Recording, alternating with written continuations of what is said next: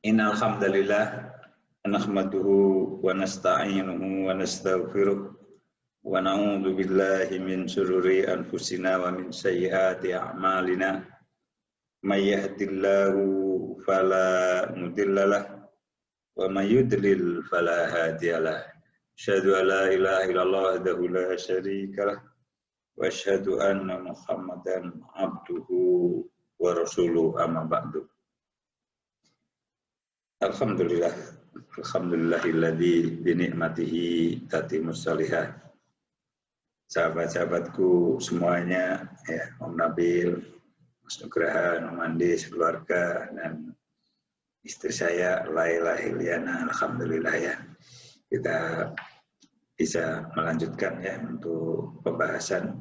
Saya melanjutkan topik yang kita bahas pada pekan yang lalu tentang masalah kunci sukses dalam hidup ya, yang kita sudah membahas pada pekan yang lalu ya, yang intinya adalah salah satu kunci sukses di dalam kehidupan kita yang saya bahas cukup panjang adalah tawakal.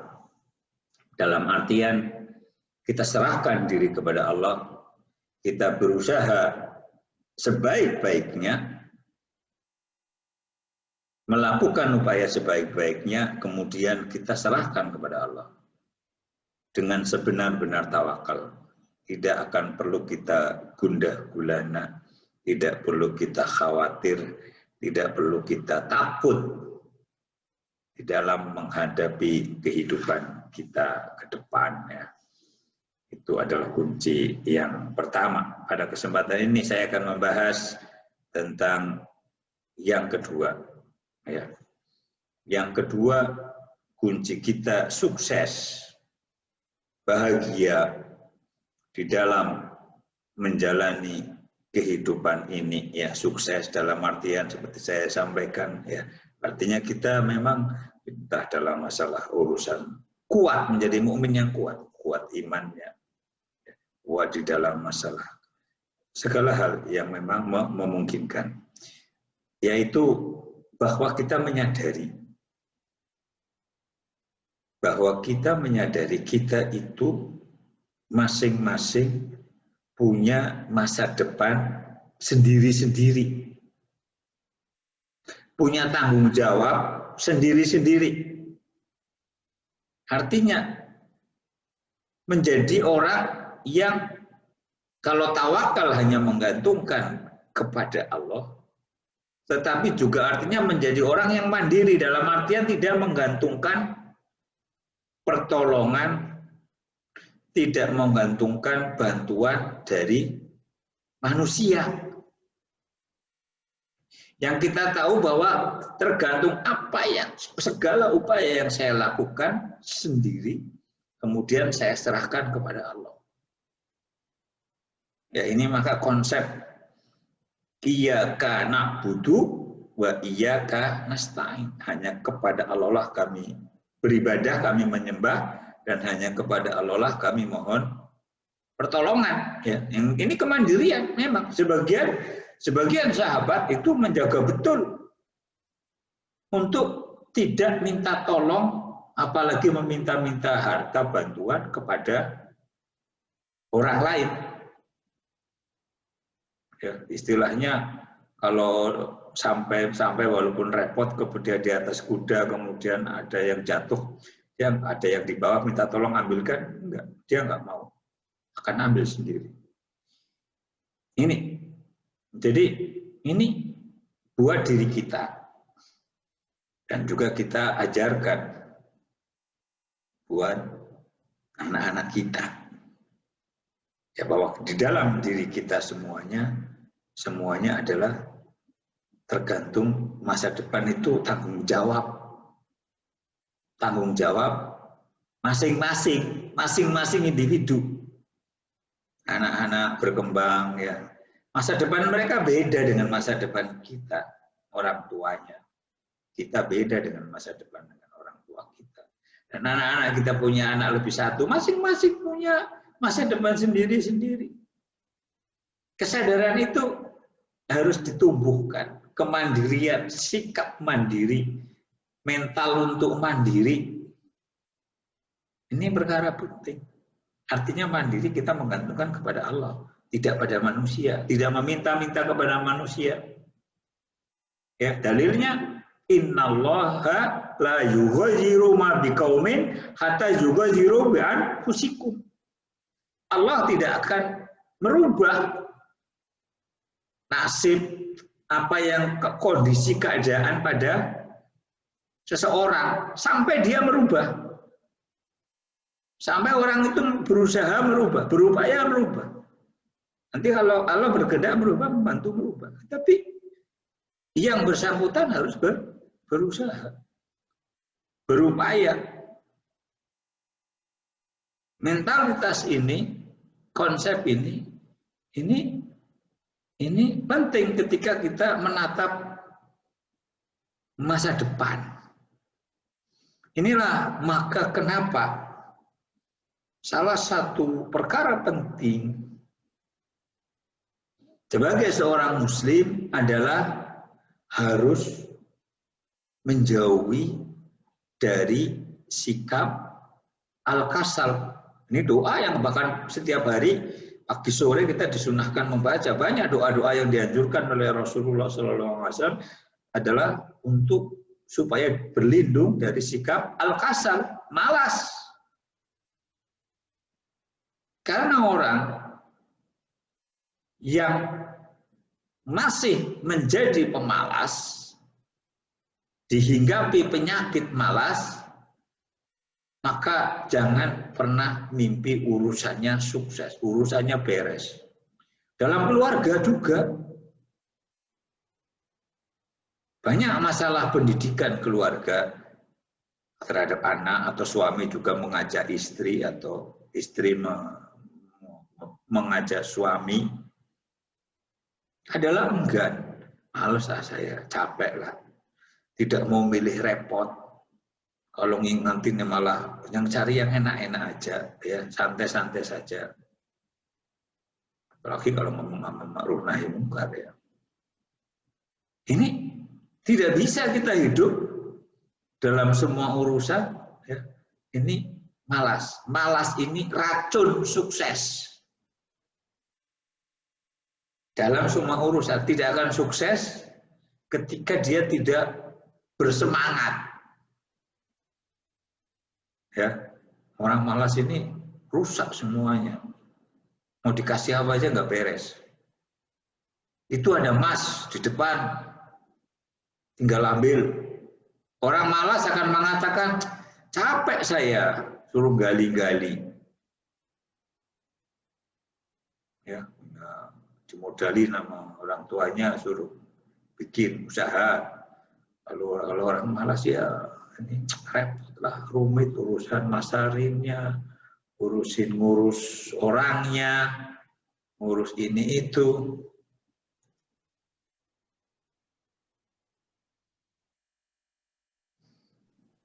Assalamualaikum Pak Eko. Waalaikumsalam warahmatullahi wabarakatuh, Pak Aslam. Alhamdulillah. Gimana Pak Eko?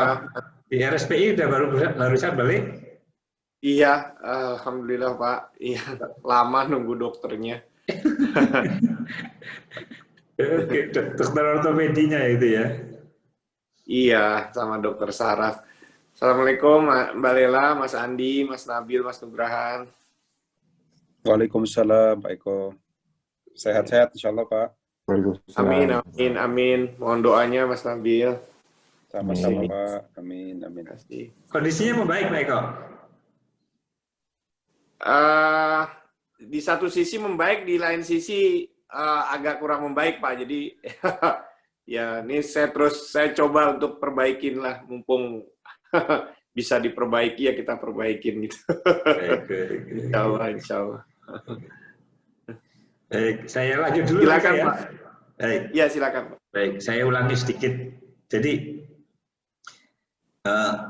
bagian kedua dari kunci-kunci sukses di dalam hidup ya, yang setelah kita bahas bagian pertama tentang tawakal, Maka bagian yang kedua adalah bahwa kita menyadari bahwa sukses, keberhasilan itu setiap diri, setiap masing-masing diri itu punya tanggung jawab terhadap dirinya sendiri. Sangat artinya kita bertawakal kepada Allah, tetapi kita menggantungkan urusan itu kita dari apa? Dengan upaya keras kita, kemudian kita serahkan kepada Allah. Tidak menggantungkan pada orang lain. Tidak menggantungkan pada pertolongan orang lain. Ya na'budu iyyaka na'budu wa iyyaka nasta'in. Jadi hanya kepada Allah memohon beribadah dan kepada Allah mohon pertolongan. Jadi ini konsep. Supaya menjadi orang yang memang mandiri. Nggak takut, nggak gantungin kepada orang lain dalam hidup ini. Ya, innallaha la yughayyiru ma biqaumin hatta yughayyiru bi anfusihim. Allah tidak akan merubah kondisi seseorang selama dia tidak merubah kondisi yang ada pada dirinya. Ya. Dan saya tadi masuk kepada bahasan yang pertama, masalah ini adalah masalah salah satu penyakit yang harus dibuang jauh-jauh adalah penyakit malas. Ya. Malas repot, ya, malas segala macam. Orang yang malas maka jangan berharap sukses dalam semua urusan, karena malas itu racunnya sukses dalam semua urusan. Ya, dalam kadang-kadang orang malas itu istilahnya semua udah tersedia sampai kita mungkin bisnis atau apapun yang udah tersedia, tapi kalau malas repot, malas capek, ya. Kasih usaha, malas repot nanti kalau macam nggak usah lah. Misalkan, ya milih hidup itu enak-enak saja, makan, tidur, ngopi-ngopi, santai-santai saja. Ini tidak bisa. Kita di dunia ini bukan tempat istirahat, kita untuk bercapek-capek. Dan begini, kita tahu ini perlu disampaikan kepada anak-anak kita, ya, dan juga kita terus berusaha terus sampai kita tua. Karena kadang orang beranggapan salah, ya, masalah pensiun berhenti semua urusan. Tidak boleh bermalas-malas sampai kapanpun. Gini, semua urusan kita tahu dalam urusan apapun itu hanya bisa diwujudkan dengan apa? Dengan proses yang sedikit demi sedikit. Seperti kita memahat, seperti kita mengukir, semua itu dirintis sedikit demi sedikit, kita bertahap. Ya, sebagaimana kita belajar ilmu ini. Rasulullah Shallallahu Alaihi Wasallam bersabda, innamal ilmu bita'allum, bertahap. Masuk ilmu itu bertahap, nggak ada orang, maaf hari ini bodoh, hari ini nggak tahu apa-apa, nol besar, besok bangun tidur tiba-tiba jadi ulama besar, jadi ahli, ya dalam masalah apa aja, nggak ada. Sekalipun dia anaknya profesor, anaknya ulama. Rasulullah Shallallahu Alaihi Wasallam, ilmu agama ini tiba-tiba dikasih Allah satu Quran, kemudian tahu seluruh hukum, juga tidak. Quran diturunkan sedikit demi sedikit, bertahap. Hukum turun setahap demi setahap, sampai kemudian Rasulullah bahkan mengulang murojaah kalau bulan Ramadan. Seperti itu, proses kerja keras, proses bertahap. Ini dalam semua urusan. Rezeki kita aja kalau kita diberi oleh Allah, rezeki kita punya jatah kita, dari lahir sampai mati ada jatahnya. Tapi memberikannya Allah juga ada waktu yang tepat, jumlahnya yang sesuai. Coba kalau diberikan seluruhnya dalam satu waktu belak, niscaya manusia akan celaka. kasih air seluruhnya malah banjir dari lahir sampai mati. Kasih makanan nasinya semuanya misalkan ya, atau uangnya segala macam. Tidak. Maka sukses keberhasilan itu juga sedikit demi sedikit bertahap. Seperti itu konsep yang kita harus menyadarinya. Ya. Dan memang dengan gini ya,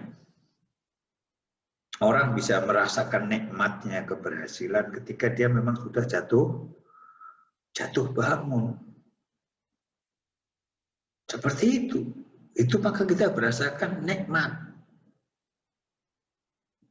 Ketika di awal-awal dari dakwah Rasulullah Shallallahu Alaihi Wasallam, kemudian waktu itu pernah ada utusan perang. Satu utusan yang waktu itu masih awal-awal di Madinah masih miskin. Berangkat mereka cuma bawa kurma masing-masing sedikit. Ketika perjalanan baru beberapa hari, sebagian banyak yang kurmanya sudah habis. Sebagian masih ada. Maka panglimanya mengumpulkan seluruhnya perbekalan jadi satu, kemudian dibagi rata. Pertama dibagi sehari masing-masing dikasih 3 kurma. Kemudian berikutnya ada yang lama-lama sehari cuma 1 kurma. Maka ketika sahabat ini bercerita kepada tabi'innya, kondisinya lain.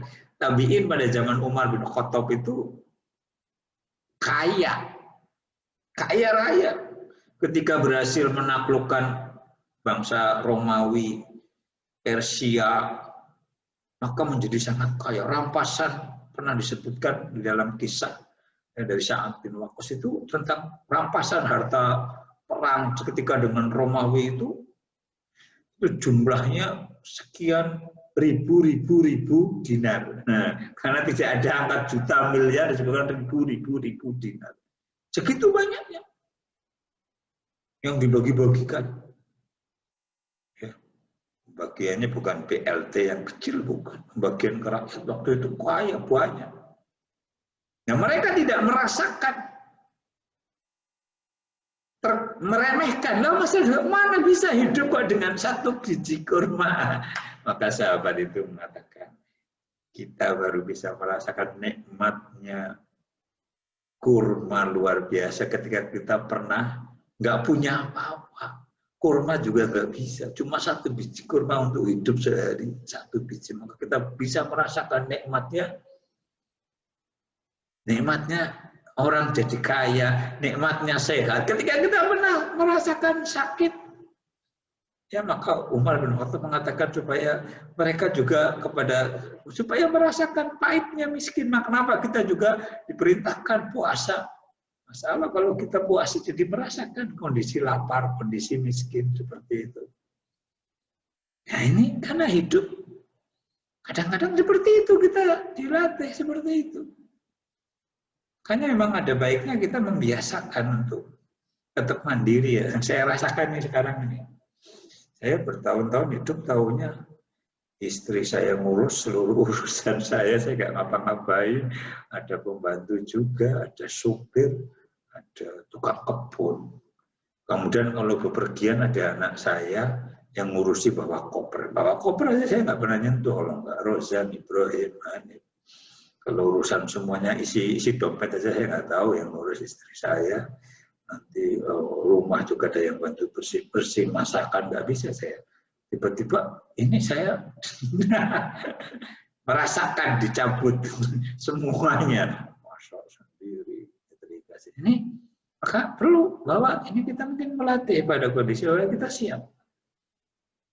Jadi memang hidup naik turun, orang tetap semuanya akan mengalami seperti itu.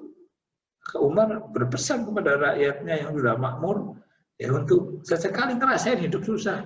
Mungkin saya kadang berpikir benar juga ya. Kadang-kadang kita kirim itu anak-anak kita, karena orang nggak akan merasakan nikmatnya kaya kalau anak itu dari kecil lahir sampai harus semuanya terpenuhi, nggak pernah ada susahnya. Benar juga. Karena saya mikirnya anak saya sebenarnya perlu suruh tinggal di pesantren yang sulit makan itu berminggu-minggu. seminggu gitu, sebulan, 2 bulan, 3 bulan, sehingga bisa menikmati. Nah, ini seperti ini memang seperti itu ya. Ini konsep yang ujungnya adalah saya sampaikan masalah kemandirian. Ya, sukses itu salah satunya adalah tidak boleh punya rasa malas dan kemandirian. Karena contoh lain, saya kasih contoh lain yang kita bisa melihat ya, sangat jelas ini.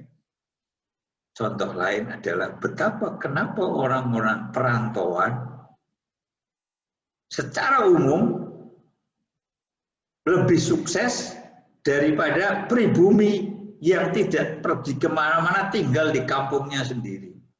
Kenapa? Karena bedanya rasa malas ini sama ketergantungan sama orang lain. Lihat di Indonesia itu kan perantauan Chinese lebih sukses rata-rata. Juga orang-orang dari Yaman yang bukan penduduk asli, Indonesia sukses. Banyak dari menteri, jadi gubernur, jadi pemuda kelas menengah ke atas. Padahal kalau di Yamannya sendiri, saya hidup di Yaman, kondisinya seperti itu.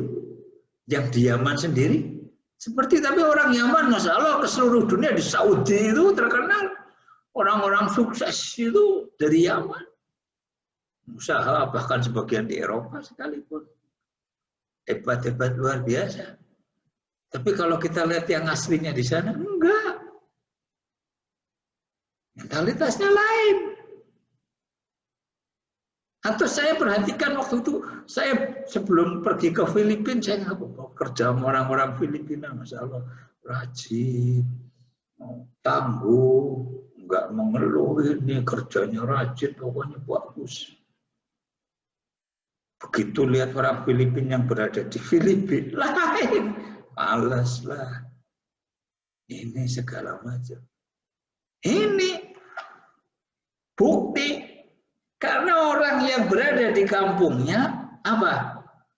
Kalau saya nggak berhasil, saya bisa tinggal minjem ke kakak saya, ke orang tua saya. Kalau enggak, nanti saya bisa jual tanah. Saya bisa minta tolong Pak D, minta rekomendasi ini, bisa utang sana, utang sini. Kalau hidup di luar, tergantung kita sendiri, nggak ada yang bisa kita mintai tolong. Nggak ada. Ini yang membuat ditolong Allah, yang membuat sukses.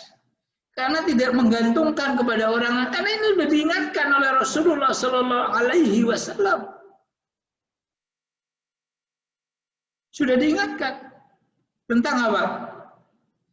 Bahwa tidaklah seseorang membuka dirinya meminta bantuan pertolongan, meminta pinjam uang, suka meminta-minta kepada orang lain kecuali dia membuka baginya, Allah bukakan dia membuka apa? Sama dengan dia membuka pintu kemiskinan,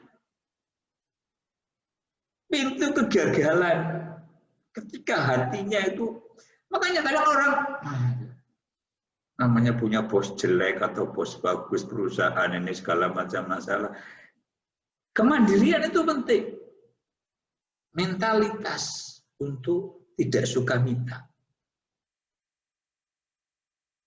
Mentalitas tidak suka minta tolong orang. Mandiri, ini penting. Qadarullah ya, maaf bukan ya. Saya merasakan qadarullah, kebetulan saya dalam hidup ini dari dulu yang namanya minta orang tua aja jarang banget, artinya seperti itu. Jadi ini konsep untuk senantiasa berusaha mandiri, tidak meminta pertolongan orang lain. Itu kita perlu ajarkan, perlu tanamkan kepada anak-anak kita juga. Iya, walaupun bapaknya bantu, tapi bahwa masa depan mereka adalah pada diri mereka sendiri. Ya, konsep yang tidak menggantungkan pada orang lain. Ini salah satu kunci sukses. Dan saya tambahkan semangat. Jadilah orang yang bersemangat. Begini, ketika begini, diumpamakan ini, andai kata sikap seorang muslim seperti ini ya, andai kata andai kata kamu sudah mendengar Rasulullah SAW, andai kata kamu sudah mendengar kiamat itu sudah mau datang. Kita udah dapat info kiamat itu akan datang, sebentar lagi kiamat. Kemudian kita mempunyai tanaman, maka diperintahkan oleh Rasulullah SAW ya tetap ditanam. Tanamlah tanaman itu. Di sini. Ini konsep. Ya, di dalam hidup ini kita harus bersemangat. Hasil terserah Allah. Masih ada kesempatan beramal soleh, berbuat baik, beribadah, tanam-tanam. Walaupun kita dengar sebentar lagi kiamat, nggak usah ditunda-tunda. Tidak ada istilah menunda-nunda, itu penyakit. Tidak ada istilah terlambat, nggak ada. Ketika ada peluang, lakukanlah. Ini bukan orang malas. Nggak akan berhasil dalam semua urusan, harus optimis, serahkan sepenuhnya kepada Allah, tapi menjadi orang yang penuh semangat, berusaha melakukan apapun yang terbaik. Makanya saya termasuk mengingatkan ini, kalau kita tua, untuk diri saya sendiri mau pensiun misalkan, sebaiknya kita berusaha untuk menjadi orang tetap berkarya, rajin, ya tidak malas, jaga kesehatan itu bagian dari itu. Bagaimana mudah Allah memberikan kita kesehatan, kekuatan fisik sampai umur tua itu tetap kalau bisa konsep satu walaupun tua, kalau bisa kita mandiri. Ya anak punya kewajiban membantu orang tua, tapi kalau bisa kita mandiri, nggak ngantungin ke anak. Itu yang kita upayakan, mandiri. Saya gantungkan ke Allah, saya menjaga tetap fisik saya mudah-mudahan sehat, saya tetap punya penghasilan apapun itu, yang apa?